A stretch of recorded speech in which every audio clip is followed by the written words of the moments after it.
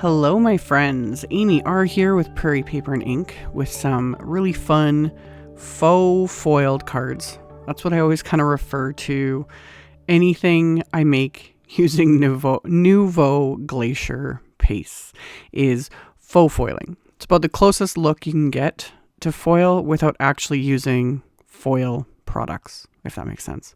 I have an entire playlist of the videos I've done over the years using these pastes, and I'll have a link to that playlist at the end of this video because I've been using them for years. Love them.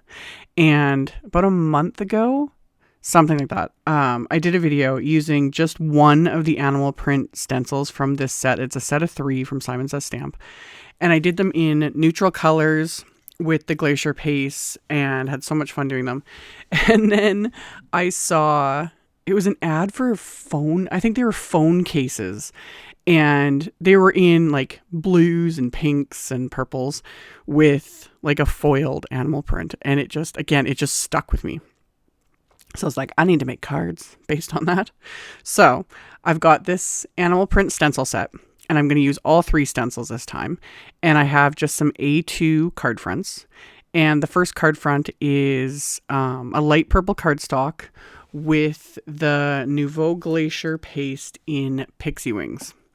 The other thing, and I always talk about this, but it's important, specifically with Glacier paste, but most paste in general, especially like glitter paste, Glacier paste, the mousse, consistency type paste, press and seal. Must have in your craft room. It is a game changer. I highly recommend it. I keep all of my paste, especially these Glacier paste, sealed with press and seal. Simon Says Stamp does sell it because it is hard to get internationally. But these pastes have never dried out for me, and some of them I've had since they first released them. I bought them. I don't know how many years it's been. You'd have to go back and see when the first video was I posted of these, but it's been years. They have not dried out. The other thing to note is this. This is Mambo. Is it Mambo Melon? Is it what they call it? It's beautiful. For some reason, Simon Says Stamp doesn't have this one in stock at the moment. Like, it's not even listed.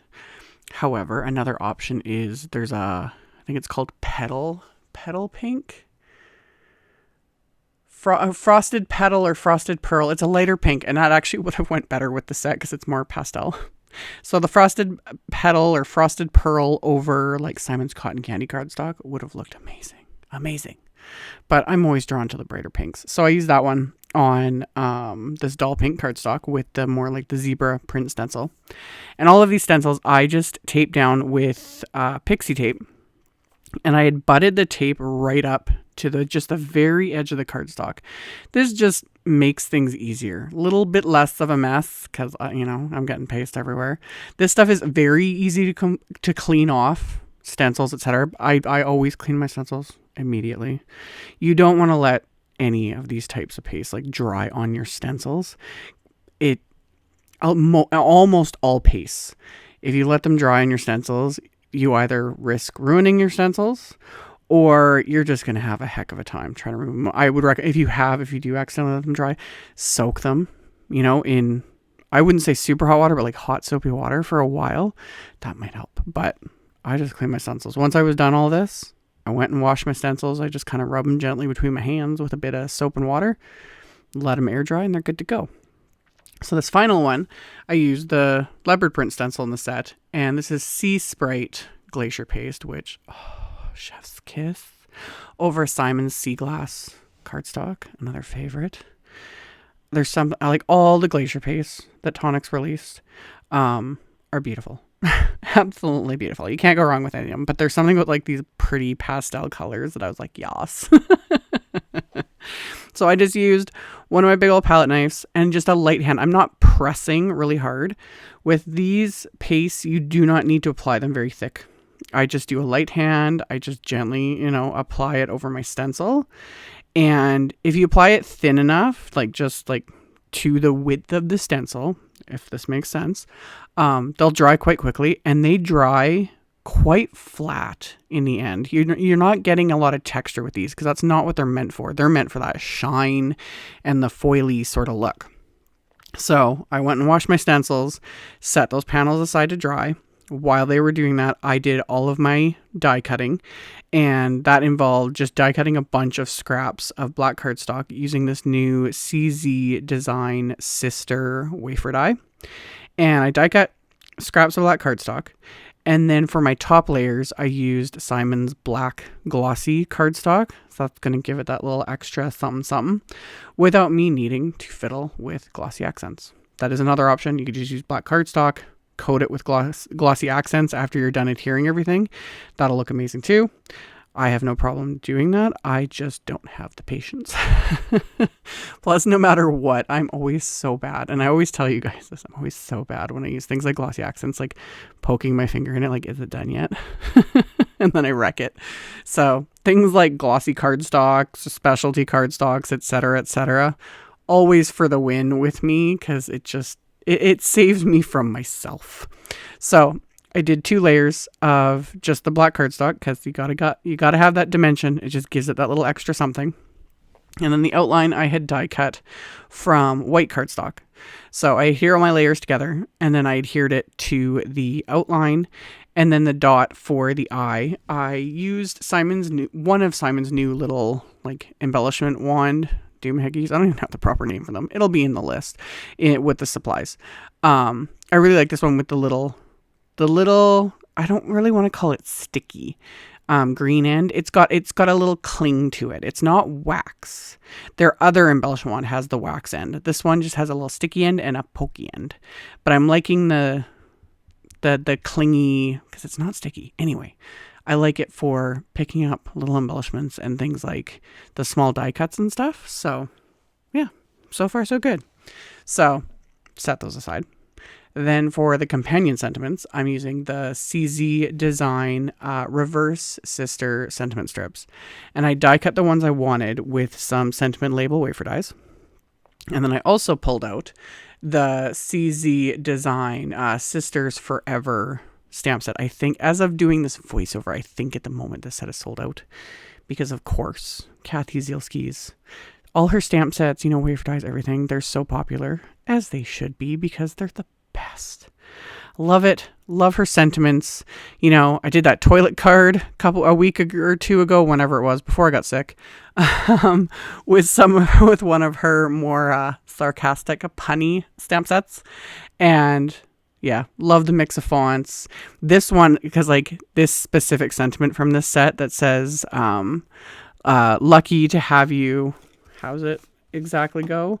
Lucky to have a sister like you. And she did a lucky sentiment wafer die last year, the year before, that I think is the same font, because she uses those certain fonts and they just work.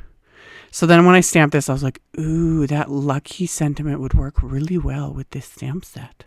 So now I got to go digging through my wafer dies because I know I've got it around here somewhere. But anyway, I stamped that sentiment on the insides of the cards in colors of ink that kind of went with the card fronts. So I used Simon's Surf ink, Lilac ink, and Carnation ink. And all my cards are going to be top folding A2 white note cards. By now, my backgrounds are dry, so I am trimming them down to 3 3/4 by 5 because I want to mat these with some black cardstock. And I'm using the Tim Holtz rotary trimmer. I've shown this in a few videos so far.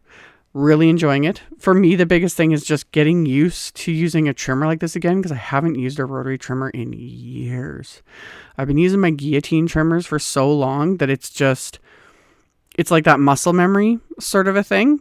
So yeah, it's weird. I kind of want to push really hard on the, when I'm cutting with this trimmer, because, you're pushed down with the guillotine. It's just a weird little thing. But so far, still really enjoying this rotary trimmer. It cuts nice. So after I trimmed that down, I had trimmed down black cardstock to slightly larger than all these panels.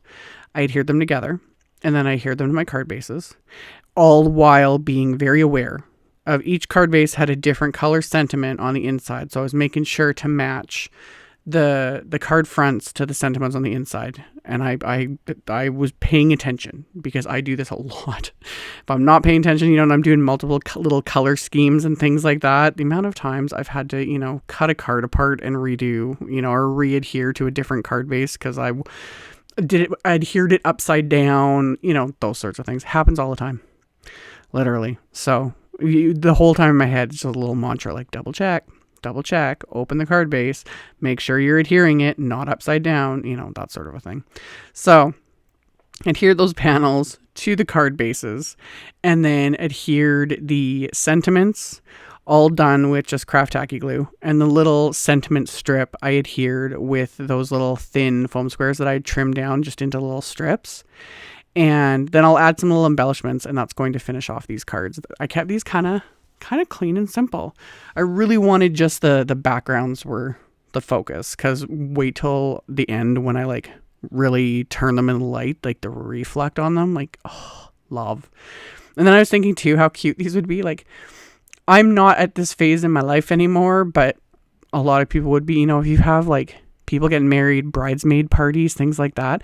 I just thought like a set of cards like these for someone to give to all their little bridesmaids. How cute would that be? Especially if it was done in their colors, that sort of a thing.